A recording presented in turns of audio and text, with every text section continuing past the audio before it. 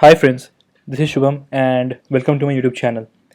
So this video is all about how we can speed up Pandas apply function, which is used to apply some transformations to the Pandas data frame, like when we are doing some ETL operations. So we need apply functions a lot. Okay, so we also see why this apply function, which is applied on the Pandas data frame or Pandas series, is slow, and what are its alternatives to make it faster. So let's kickstart this video. So I have a code snippet which we will be following throughout the video, and let's start. Okay, so this is just loading the dependencies which we require. Then this is the function that we are going to apply on our dataset. Okay, this is, we have a text dataset. Let me show you the dataset first. Okay, so this is the Cora question pair similarity dataset, which you can download it the uh, from Kaggle, and I will give you the link to download this train.zip. Okay, just download this dataset and you get the dataset here, and we will be using only question one here, and we will be pre-processing it using this function. Okay, so whatever pre-processing you want to do, you can do. If you want to use this function, you can use this function. We'll be using some basic replace function and just rejects and stemming, all these which are common in all text pre-processing. Okay, so let's start with the pandas apply method. So let's load this data frame. So we have loaded this data frame. Okay, and then what we are doing is, here we are calling the apply function. So since we are doing tqdm.pandas, we are using tqdm to see the progress. So we will do a progress apply. If you don't want to see the progress bar, then you can just do dot apply. Okay, the same. So just to you see the progress bar, so we have done a progress apply. So using this, it will fill all the NA with empty string, and then it will apply the function of pre-processing on this column called question 1 of this dataset. Okay, so after doing this, you can see that if you just count the start time, and you can see that the execution time for this apply function is 2 minutes 34 seconds. So okay, so since we have not executed the other methods and like the alternatives for this one, we cannot find out that it is slow or fast. Okay, so we all know that the apply method is slow by default. Okay, because when we apply this apply method in a larger data set, so actually it runs a for loop and does all the overhead IO operations, and thus it makes it slow. So this is a high level description. Let's try to do something better alternative, and like to see other alternatives which uses parallel preprocessing. Okay, so we'll see other methods and also why we are doing this.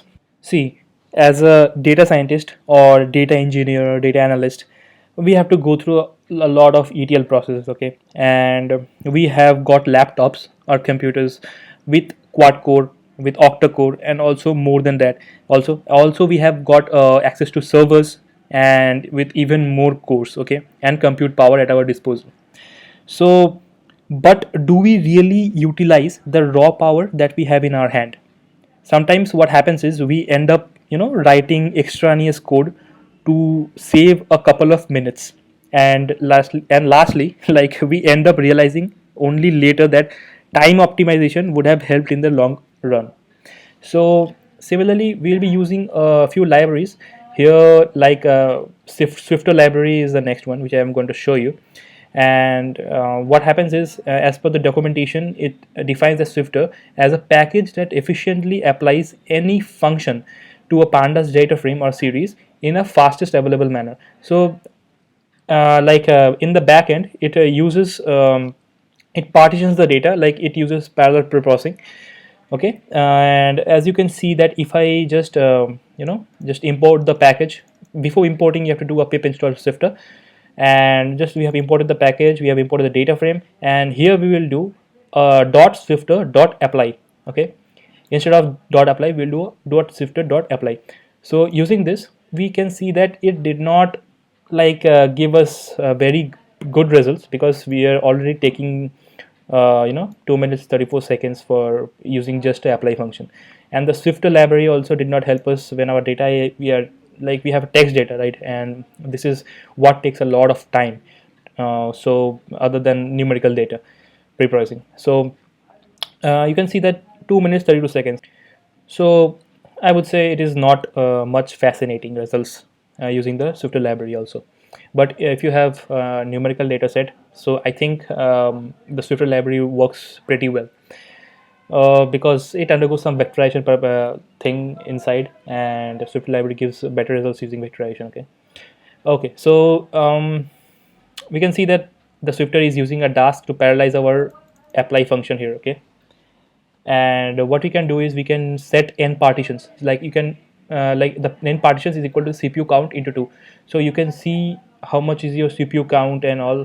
Then you can set your n partitions. So if you set n partitions as 12 here, you can see here. Okay, so we are not getting much fascinating results as it is very close by. Okay, 2 minutes 32 seconds here, 2 minutes 28 seconds.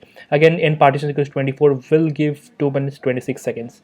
So decreased a little bit in, but not much fascinating. Okay, so next what we are trying to do is we'll do a parallel computing. So what is parallel computing is it is a task when a large chunk of data is divided into smaller parts and processed simultaneously using the modern hardware capability of multiple CPU and cores of the machine. Just like I said that if you have lots of cores, so you have got servers, like if you have an AWS server, you can increase or decrease the cores as per your need. It will obviously cost you more, but if you have your company's hand on your head, you will get a lot of cores at your disposal which you can use. So here we can see that we are using a Dask library here. Okay, so Dask library is a library for parallel computing in Python, and is basically used for following two tasks. That is a task scheduler. It is used for optimizing the task scheduling jobs and storing the data in parallel arrays, data frame, and runs in a top scheduler, task scheduler. Okay, so here we can see that we have to read the data frame. So here first we are importing the dask.data frame as dd. Okay, and we are reading the pandas data frame, and then what we are doing is dd from pandas, and we're setting the partitions to -1. So -1 is what we are using all the cores in our CPU. Okay, so we'll be using all the cores using -1. So you can set your, if you have two dual core CPU, you can set it as 2. If you have quad core, you can set it as 4, octa core 8. So just use a -1, it will use all the cores. So as you can see that it is giving a pretty much very good results, because it is taking as we can see that it's just taking 33 seconds to compute this one. Okay, if we have n partitions equals to -1. So yeah, it is very good, and it is not even taking minutes to to perform this. So it is taking 2 minutes before, and this is running on all the 4 cores parallelly, so it will do the task even more faster. So yeah, this is a very good example that you can use the Dask library. And I think we have another library at our disposal, that is the mapply. Okay, even this gives a very good result, and as you can see that I have also set my n workers to -1. That is the number of cores that you can see as set to -1, so that it can use all the cores in my CPU. So the same thing I'm doing is here .mapply here. Okay, instead of apply, instead of progress apply and all, I am using mapply. Just do a pip install mapply first before using this. Okay, just initialize the number of workers here to -1, and then just dot to the data frame, just do a .mapply preprocess. That is a function, utility function that I have defined before. So using this, you can see that it is using somewhat about see, it is using 1 minute 12 seconds. So yeah, it is faster. 1 minute is faster. See, before it was using 2 minutes 28, 2 minutes 34 and all. So I think mapply does a pretty good job here. So yeah, I would go, if you have a text data set and you want to pre-process, because see that the size of this data set which I am using is also very big, and it has got, just see the number of rows. So it is a bigger data set, like 4 lakh rows. So it's a big data set. So it will obviously take some time, and I think mapply and Dask is doing a very good job here, because parallel preprocessing has always helped. And you can also try other methods like multi-threading concept, where you can use priority queue, and by passing the number of like indexes, and you can find it on the internet, and you can do a multi-threading concept here, and using join and all. So yeah, you can try other methods as well, but I would like to, if you have a data frame and you want to do a multi-processing process, then you can do this mapply library and Dask library. So you can also try Swifter, but if you have, I think, if as you have seen, like we have a text data set, and the column is text, and the Swift library is not working that well. So if you have a bigger data set with all the numerical columns, you can always try Swift library. Okay, you can try and check out the time that it is taking, and Swift library gives amazing results. You can try it. Okay, so yeah, that's all for this video. If you like this video, please subscribe to my channel, comment, like, and what else? You can just comment the suggestions you have, like what more videos that you want me to make. And this is just a simple automation that you can do.